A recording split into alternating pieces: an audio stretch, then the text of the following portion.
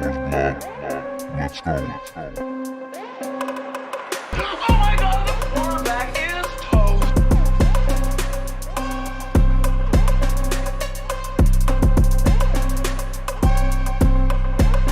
Hit it again. Hit it again. Let's go. Let's go. Hit it again. Hit it again. Oh my God, the quarterback is toast.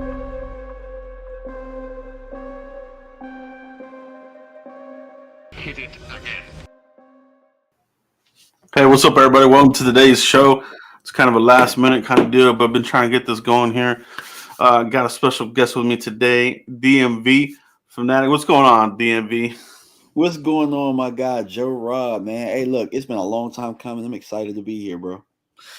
Thanks for joining today's show, man. So we got a lot to talk about.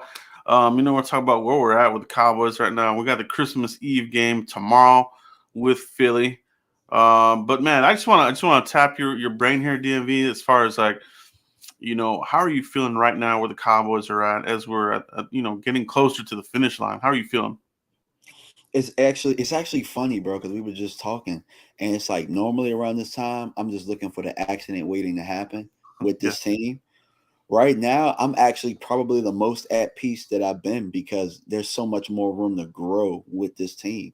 I mean, we make a few tweaks here and there. We're probably the best team that we've seen in Dallas in a long time. You know what I'm saying? So, Yeah. I'm just excited for the growth. That's a great point there, DMV. Let's talk a little bit about those tweaks, right? So we saw Kelvin Joseph get kind of lit up here. You know, some will say it's not his fault. Some will say it definitely was his fault. It's just one of those things. But definitely you kind of see him with the penalties on special teams, getting beat here and there. Who do you want opposite of Trevon Diggs right now, DMV? I want Deron Bland opposite of Trayvon Diggs, and that I'm hoping that Alexander can come in and play that slot. You don't have to be a lockdown; just play enough of the slot to allow Deron Bland to be on the outside. Yeah, I definitely feel that. That's where I'm kind of at too, right? It's like Deron Bland seems to be a young up and coming playmaker for the Cowboys. I think he's like a younger version of a Jordan Lewis. They're definitely missing Jordan Lewis right now. I think that's For sure. pretty evident. I think a lot of fans kind of underestimate his impact in the secondary, right? So, but now, I think it's just about you got to get the talent out there. And for me, Calvin just doesn't have it right now. You know what I mean? I don't know if it's confidence, hasn't had enough time on the field, or whatever. But I'm with you. I would like to see Deron Bland out there, and like we were talking about offline. Get these tweaks and these kinds of things out of the way before you get to the playoffs. This is not something you want to mess with once the playoffs come. So, yeah, I like Absolutely. that. Yeah, I like that. I like that a lot. I think the slot, you could put somebody in there. You know what I mean? I actually want to see, even McQuamu, give him a look as well. But yeah, Calvin just seems like his confidence is shot right now. And that's the biggest thing that you can have as a secondary member is your confidence. Yeah. Because I remember, I forget who it was. I think it was Set It All Chris that said it on the show I was on the other day, where he said Trayvon Diggs his first year was getting beat on double moves and stuff, and he came back the next year. So Kelvin could be like that. The difference is though, Trayvon never lost that confidence at all. You can Yeah. clearly see that Kelvin Joseph is just playing like we saw him with confidence last year. Right now, this guy just looks like a shell of himself. He looks like he's just unsure about everything that he's doing. And, that's unfortunate, but next man up. Yeah, definitely next man up. And also speaking of next man up, DMV, how are you feeling about the middle of the defense? We lost Hankins obviously, and run defense. Still seems like we're kind of dealing with it here and there. LVE got the shoulder. I mean, they're saying it's a shoulder, but is it a neck, a shoulder? What the hell is it? Is it both? So, how are you feeling about the middle of this defense, DMV? Your defensive So tackles. So look, I'm one of the people. So I'll start with Leighton Vander Esch, and then I'll get to the defensive tackles. Hmm. Leighton Vander Esch, I've been highly critical of him because I didn't necessarily feel like he filled holes or scraped through the trash the best. You know what I'm saying? Mm. And if you keep him clean, he plays well. But outside of that, which is the defensive tackles, but we've been screaming to see Jabril Cox and some of these young guys in the middle. Now we have 10 wins. We're probably more than likely going to be a 5 seed. We have an opportunity to make some tinkers, some tweaks, and we get to see it now. So if it looks bad, then I'm no longer complaining about LVE. I'm like, that's just the best that we absolutely have. Um, as far as Hankins goes, I think we'll have him back for the playoffs. And I believe we made a signing for D tackle, right? One of the big guys, I forget his name, 350 pounds or something like that. Um, we just got to figure it out inside. That's just that it just is what it is. Whether it be Bo, Carlos Watkins, I know he can do things in spells and stuff like that. I just think a mix and match approach is probably what's going to get it done. Dan just has to get in his bag with and be creative in some of the things he's doing. I think we've struggled because Dan, I think for the most part, we don't see too many blitzes or anything for him to create pressure or create any log in the middle. We've tried to play straight up football. We might get stunts here and there, but outside of that, we got to get creative. And that's where I'm looking to see Dan Quinn take this defense and with what we have, be creative. Yeah, yeah. No, it's something they definitely got to figure out. So as defensive tackles, where we're at right now in the season, do you feel like some of the pre-hype that was leading up to the season with Gallimore and Osa, you think it's kind of have they kind of been a little bit of a letdown, or have they kind of been what you expected? To me, they've been about what I've expected. Yeah, they've been about what I expected. I do think that there was a little bit of hype behind it, but also keep in mind there were guys pushing him. You know what I'm saying? There was Tristan here. Tristan had his best camp. John Ridgway when we first brought him in, Mhm. it was the competition aspect of it. And I'm not sure if, having to make cuts took that away and guys got comfortable, or Yeah. if it's just a depth aspect thing where guys are getting worn down. But Mhm. we're definitely a lot more thin there and a lot less versatile when it comes to things we can do in the middle. Yeah, no, I totally agree 100%. I feel like it's been like that. Like it's kind of tapered off a little bit as far as like explosive plays from the middle. Obviously they do have the one offs. Osa will bring some pressure and will have a sack here and there. Same with Gallimore, but I feel like some of the preseason hype, definitely was pretty high for some of those guys, and they looked Mhm. really good in camp and preseason. So I uh, I think you're right, though. I think there's nobody really behind these guys right now to push them. Tristan, they sent them on his way. We got some injuries. Ridgeway, obviously, they let him go. So, the Cowboys, I feel like they are throwing some draft picks at that position. I mean, Gallimore was what was he, like third rounder, right? And Mhm. Osa was what, like a fourth rounder. So it's not like they're not trying, but do we need to go higher? Do we need to go a first rounder here somewhere sometime? Second round pick. I mean, yeah. What's your feeling on the defensive tackle for the future, DMV? I think that now with how the roster's filling out, it's a little bit tough to really make that a high position because it's not a high priority at this point. Like Yeah. corner is going to be a really high priority. Oh yeah. Linebacker is going to be a really high priority. Thanks to now a defensive tackle will kind of help free up Micah, but it just depends on the guy, honestly. Like you can't just go high just for the sake of being high. But if there's like an Aaron Donald that you just feel something. And when I say that, I was very high on him in the draft process. So, like, if you got like a once in a lifetime type dude that you just feel like he's just different, like, I really wanted Jordan Davis. You know what I'm saying? Like, some Yeah. Cowboys fans hate and they'll say, "Oh, he's a 1 to 2 player down player." That 1 to 2 downs though is crucial. You know what I'm saying? We're gonna see him this week.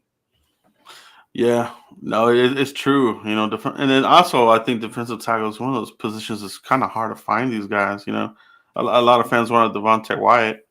What he hasn't. I mean, he's been pretty quiet. With Green Bay, so it's like They're just very hit and miss. I feel like the Cowboys, and like you said, it's definitely not going to be high on the priorities because you got cornerback. I'm with you on that. I think they got to figure that out. I Mm. don't think that person's on the roster right now. I would rather keep Duran where he's at in the slot and then find that outside guy. So definitely high on the list. Wide receiver. Let's talk about DMV wide receiver. Jerry talking about T.Y. Hilton possibly ready to go for Philly. How are you feeling about the receiver opposite of CD right now? I'm not confident in it at all. And just to be honest with you, these Yeah, guys told us, like you're laughing, yeah. These guys told us that James Washington was going to be an impact player, or James Washington was going to do this. So until yeah, I see T.Y. Hilton go out there and catch yeah, some passes, and he looks like he's an impact guy, I'm not going to believe anything. I'm gonna call cap. You know what I'm saying? I'm gonna call yeah. cap on that. And I don't feel confident in it at all. Michael Gallup, I knew he rushed back a little bit too soon, and Hmm. I don't think that he is who he is. Noah Brown, God bless his heart, and I really appreciate everything that he's done. You know what I'm saying? Like, Yeah, he's just not talented enough for what we need. You know what I'm saying? Like, yeah. No, maybe a number 4, number 5, he's just not talented enough. You know what I'm saying? yeah, Now it's this point in the year where you got to put together some of your best football. What we saw from him last week was probably the best we'll ever see him, and it still wasn't good enough. That should let you know what it is. yeah, yeah. These guys, I think next year we'll look back at this and be like, hey, remember when we were playing with so and so? Like, can you believe how far we got with those guys? Because I kind of feel also that maybe we've over what do you say? They've overachieved a little bit. You know what I mean? But at the same time, Yeah. they got to get better there. You know what I mean? There's no way they can go into the next season with the same kinds of guys and the hope like, oh, let's hope Simi will be something. Let's hope Jalen's gonna be something. Can't do it, man. Can't do it. Yeah. Let's get somebody certified. Let's get that number. Get another number one. You can have two number ones. At least have Yeah. a good legit number two. I'm with you on Gallup. I think that injury. Cowboys are notorious for not revealing the whole thing on this. He's probably still rehabbing, but he wants to be out there. You know what I mean? But you definitely he's a little bit degraded out there. I feel like, you know what I mean. So uh, you hit it on the head with Noah Brown. He'll give you some splash plays here, but man, last week, that was the nail in the coffin. That's what a lot of people remember. You know what I mean? I think a lot of people want to give that to Dak, but that was you got to catch that. You know what I mean? Madden used to It always wasn't say, just one, it was two, because that back right, shoulder fade was a yeah, hell of a throw on 3rd and 10. yeah, And I'm only mad. I'm mad at Dak because I'm like, bro, I'm mad at Dak and Kellen because I'm just like, Dak, bro, it's Noah Brown. You think he gonna win a 50-50 like back Ooh, shoulder fade? Like, no. exactly, And second, yeah. like Kellen, why is that not Michael Gallup? I think Michael Gallup would have won that route, even being a gimp. I think that if he's in that position, I think he would have came down with that personally. Oh, that's exactly what I said in my post game. I was like, why is it Noah, not CD or Gallup or somebody, that is more of your playmaker type of guy. So still seeing Kellen Moore do some stupid stuff out here. You know what I mean? It gets kind of crazy in the red zone. Like the reverses kill me. Uh, Yeah. I mean, I just wish they would tear those out of the dang playbook, man. You want to know something, man? I just thought about something just as you're talking about the reverses now. You ever think that maybe they're in the playbook because they work in practice? Because we suck against the reverse. That's dude. It sure feels like it. It sure feels like it because it's like, what is this?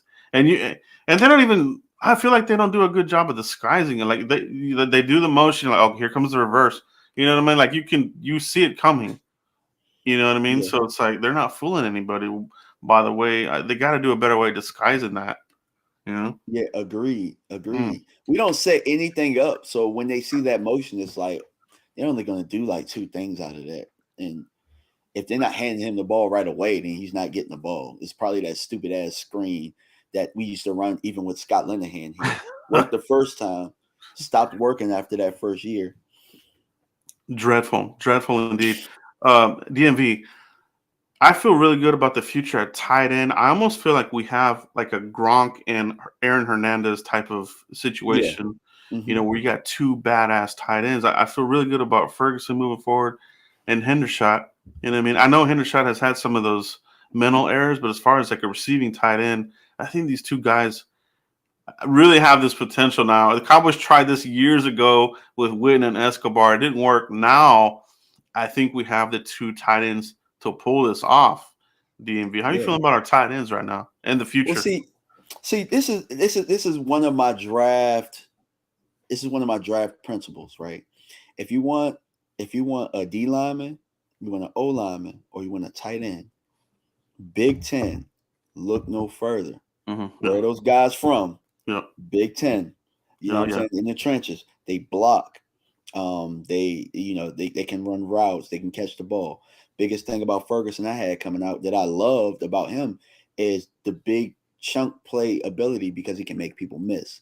We have been missing that at tight end for quite some time. The guys you mentioned, Escobar and Witten, neither one of them were going to make anybody miss. Maybe they'll get you up the seam or something like that, and maybe get open on the route, but they're not going to make anybody miss. Not to mention that I don't think those guys were as much of a dual threat in the pro series type stuff that we run. So I think that that's where those guys are both threats. So that's why, and they can split wide and do all that stuff. So they're more versatile. They're going to be good for quite some time. Yeah, I really love it. But yeah, both of them coming in, but relatively the same time. Hey, you hit on the head with the Big Ten. I'm with you on that. That's what you want, and I think I think it's a little bit of an influence on McCarthy as well. He likes these northern guys, these guys that are outside. A little bit of old school type of players. And man, I feel good about it. I think we can say goodbye to Schultz. And I mean, I think that's Yeah. use those savings. See if you can extend Pollard. You know, I want to keep Pollard myself. DMV, Yeah, bro. where you at on Pollard and Zeke?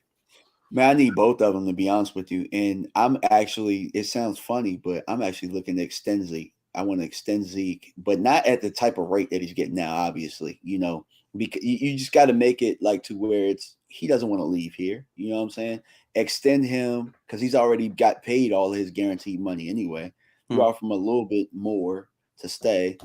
And I think that you just sell him and Pollard on staying together for quite some time. I think they love playing with each other. I know they love their quarterback. I know they love this organization. So you just kind of sell them on that. And if I can do that, I'm not really. Maybe I look for a running back in the draft, possibly, but I like Malik Davis too. Maybe I'm looking to keep Hmm. all three of those guys. Oh yeah. Remember, the Patriots had done that for years, where they Hmm. had kept those backfields the same, and guys wanted to stay and be a part of something special. So I think we can do that. Oh yeah. Oh yeah. How did you feel about the performance from Tyron at right tackle? That was a lot of the conversation leading up to this game was, some people wanted him back at left, but they put him at right tackle. I wanted him at right tackle myself, but how do you feel he did in that game? I think he did well for the first time for him taking his first reps because remember he didn't take any preseason reps. Yeah. Like those are his first reps of the year for the most part, outside of a couple of training camp practices when he slipped on the blade of grass and stuff. So he was banged up then. I thought that for somebody who'd taken that much time off, I thought that he came in pretty solid. I'm actually one of the people that wanted him to go to left tackle, to be honest with you. Mhm. Um, just simply because I just think he's the best left tackle on the roster. Um, I think we could have got away with Peters a little bit on the right side, but he gets a little gas. So I think maybe that's what the issue Yeah. is there. Hmm. So I get him at right tackle, but Tyler Smith is going to have to get better. He's going to have to figure. I don't know if he can get better right now. We're going to have to get creative and chip some things, but Tyler's struggling right now left. He's definitely Yeah, struggling. I feel like he kind of has hit a little bit of that rookie wall, as they say, right? Mhm. So, yeah, there's been some times where he'll get beat, and it's almost like he can't. It takes him a play or two to get it out of his head. So, yeah, I've definitely been seeing a little bit of that as well. And I know Dak is not not comfortable with unstableness on that left side. I see that in this game. So, fortify that, but I think the line will settle down there if they continue with giving Tyron more snaps and go ahead and let's go roll this out here for the playoffs. I think Yeah. we'll be rocking and rolling. Um, any other concerns here as we get to the end of this season here? We got just a few more games left. Anything that concerns you about this roster right now, DMV? I think you hit. Actually, we were just talking about it. The line is something that concerns me. I think if Tyron can handle the whole game at right tackle, you keep him there. I think that Jason Peters needs to be our swing tackle. Yeah. But I also think that if we're going to insert him in this game and we're going to rotate, I think we need to rotate him on the left side because that's where he's the left tackle. He's not a right tackle. The times that he has played left tackle this year, Peters has played lights out. You know what I'm saying? Yeah. So maybe some of the times you switch, put Tyler down at the left guard, and you bring in Peters, and these are the 3 games to figure it out. You know what I'm saying? So over this course, let's do that because I also think McGovern has struggled a little bit with some of the bull rushes and stuff, especially last game. How are you feeling as far as like Tyron goes? Does this change your mind at all as far as like, oh, because I know a lot of fans maybe thought, oh, this is a foregone conclusion. He's gone after this year. Do you kind of feel like maybe he's not? Maybe he'll stay here and we'll use him. Maybe it's keeping him as a right or just keep him on the team in general. Like, has any of this changed how you view Tyron moving forward? Yes, it has because Terrence still went down and he went down late, and I no longer trust these guys because I feel like they try in the front office because I feel like they try and rush these guys back too Yeah. soon Yep. with some of these soft tissue Hmm. injuries like an ACL. Hmm. Let's still, you know what I'm saying, get healthy. I also think the market for him kind of went down a little bit as well with Yeah. him Yeah. being injured that late. You got Tyron for another year at least. So I think you plug him in at right tackle. And then your young boy, if you decide, hey, Tyler, we're going to play you at left tackle. He has a whole offseason to just be left tackle because it's not his fault that he's been training at guard because Yeah. that's what you guys told him. And then you didn't cross train him to play tackle at all. And then he just got thrown in the fire. So I think knowing that Tyron has another year, keep him at right tackle. And and if Still comes back and he is what he is, then you know we have another discussion. But I think that's a good problem to have. Yeah, very good problem to have. It's changed my mindset too. You know what I mean? I'll say 100% transparency that I thought, okay, they drafted Smith, that's it. You know what I mean? But now with everything that's happened, yeah, I kind of do want to keep him here. You know what I mean? And he's relatively affordable. I mean, he's been affordable for a couple years now. Cowboys got a really good deal out of him. I think that might have been Tyron's agent's mistake, to be Oh, honest. for sure, for You know sure. what I mean? Hell, But I'm right now, I'm like, I offered Terrence Still a 10-year deal. See if he'll take it. You know what I'm saying? Like, because hey, that worked out in our favor big time.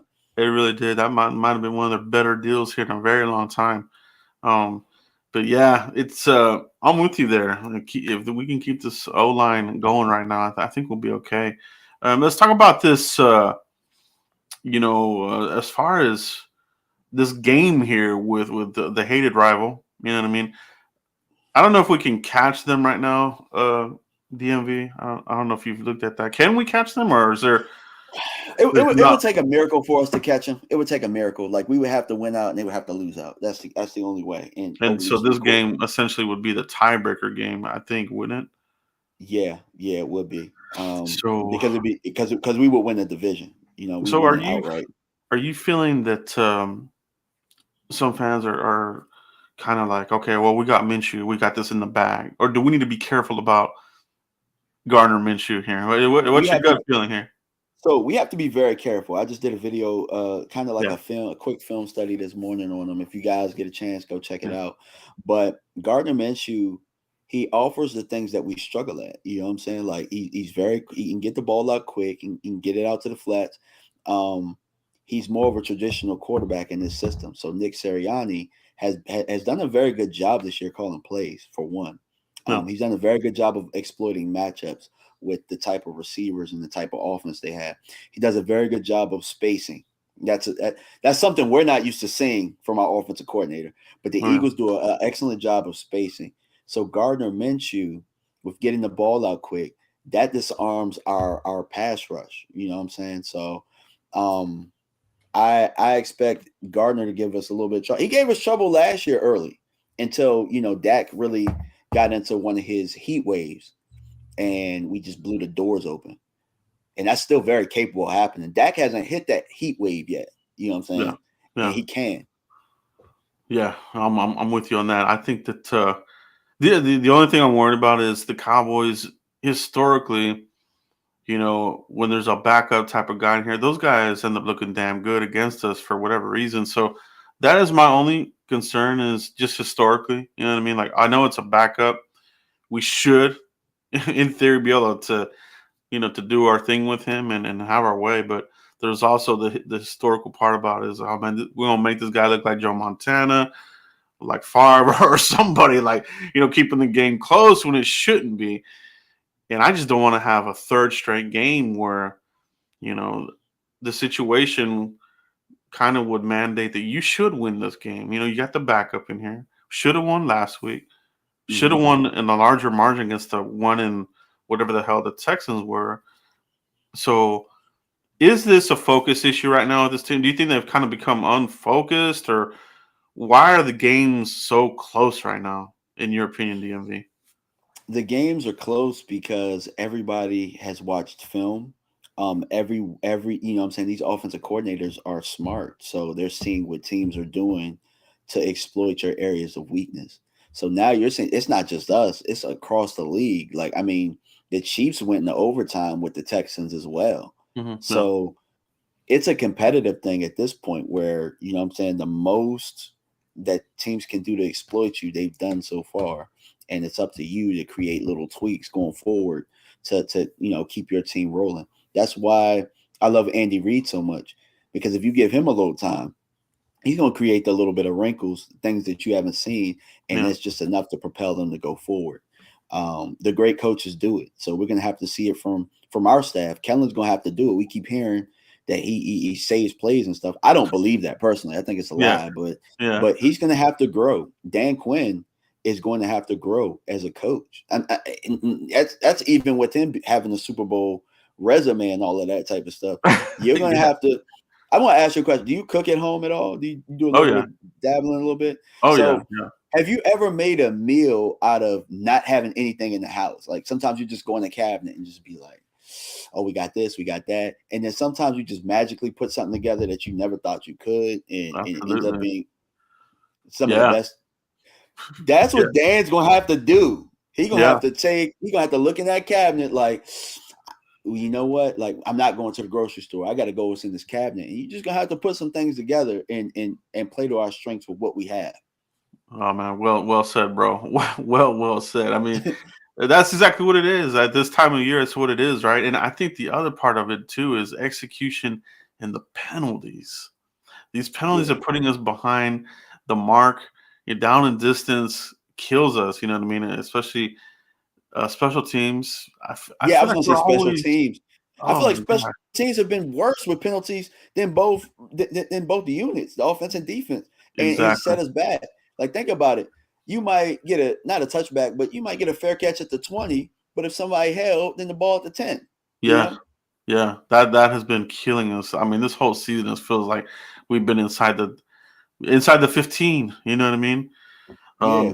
Because of Between penalties. that between that and Turpin not making the correct decisions, or it's not even just that. You brought it up a little bit earlier with Kelvin Joseph, because I personally think Kelvin has had a really solid year playing special teams up until he's had to play reps. And it could be that Hmm. it's hard to focus on both. When it was just special teams, I just got to be the best special teams player in the league here. Now it's like, oh shit, I got to play corner. You know, Yeah. I got to play corner. Oh damn, now I got to go out and cover this punt. Like, Yeah, so and it's been wild. Special teams, I feel like, kind of took a step back this year. So, yeah, they can clean that up. They have to. They have to clean that up. We can't keep that going. Definitely, the playoff teams will exploit the crap out of that. You know what I mean? So bad yeah. because at that point, when you're within the 10, it's almost like you're playing for the punt at that point. Like, okay, well, this drive is already screwed. You know what I mean? We're already just Hmm. going to be little dive plays here and there just to give the punter more room. I hate it, man. It drives me up the wall. Like it really Yeah. does, man. So yeah, so this game coming up, big time game. Um, how are you feeling about the rest of the season, right? So you got Philly, you got Tennessee on Thursday night, and then you close it out right with Washington, right? Hmm. So what are you feeling here? Do you think we go 3-0 in this stretch here to close it out, or 1-2, or 2-1, or how are you feeling? I think it depends on what happens tomorrow. Um, more than likely, I'm thinking 2-1 because we have to wrap up the fifth seed. But a win tomorrow has us wrap up the fifth. And if we win tomorrow, Tennessee, you obviously going to go into that game looking to execute at the highest clip that you possibly can to get ready for the playoffs. So that's the beauty of these three opponents. All of them are playoff type opponents. Um, all of them, we're going to have to beat these type of teams in the playoffs. So Philadelphia is obviously going to be a 1 seed, right? So Philadelphia, these are the type of teams that you got to beat in the divisional round in order to get there. Then Tennessee, that's going to be a type of wild card team. Washington's going to be a type of wild card team. And you go on the road. So that's preparing you because you're going to have to go on the road to be the wild card type team. Mhm. So we're going to have to at least go out of this 2-1 to feel comfortable about a wild card matchup for our team. So Yeah, I think about 2-1 is where we'll be. I'm with you. I'm with you. That's got to be the mark there. Let me get your philosophy here, DMV. Okay. At Washington, you sitting Mhm. people, or are you playing everybody? If I beat Philly and I beat Tennessee, I'm starting Cooper Rush. Hmm. And defensively, though, the defensive starters are they're gonna play. You know what I'm Yeah. saying? They're gonna Hmm. play at least a half, at least Hmm. maybe 3 quarters, Yeah. because that's the side of the ball we got to figure things out more than the offensive side. I think on offense with Dak and those tight ends and the running game, I think we kind of have an identity there a little bit, as long as Kellen doesn't mess it up so bad. But defense is more of a personnel and scheme thing. So we got to figure out what schemes we can do with what we have. Offense, we know it's effective. We just got to freaking do it. Yeah. That's it. Yeah. That's where it's at, man. This is going to be an interesting final 3 games of the year. Um, I think we covered a lot of the hot topics here. DMV, man, I appreciate you having you on, man. I know we've been trying to get this Yeah, I know. going for Yeah. a while. So yeah, we'll definitely do this again, no doubt about it. I know we'll do some draft coverage together. We'll hit that up as well. Um, but yeah, man, DMV, let everybody know where they can find you if they haven't already, bro. Yeah, man. Y'all can find me at DMV Fanatic, as it says up there. You can type that into YouTube. Subscribe to the channel. We're about I think maybe like less than 100 away from 6K subscribers. So if you haven't subscribed, feel free to subscribe. Got some good content over there. Also on Twitter, DMV Fanatic One. I'm tweeting all day, so feel free to find me there.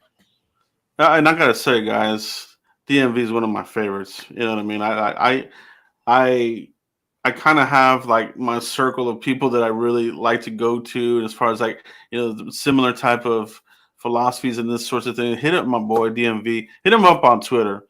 Uh, DMV does a great job on Twitter. I feel like whenever he's posting, I'm reading. I'm like, yeah, me. I feel the same way. I feel the Yeah. same way. So hit up my boy DMV, man. And guys, hit the like button on your way out. And thank you guys again. We'll see you for the next one. Peace.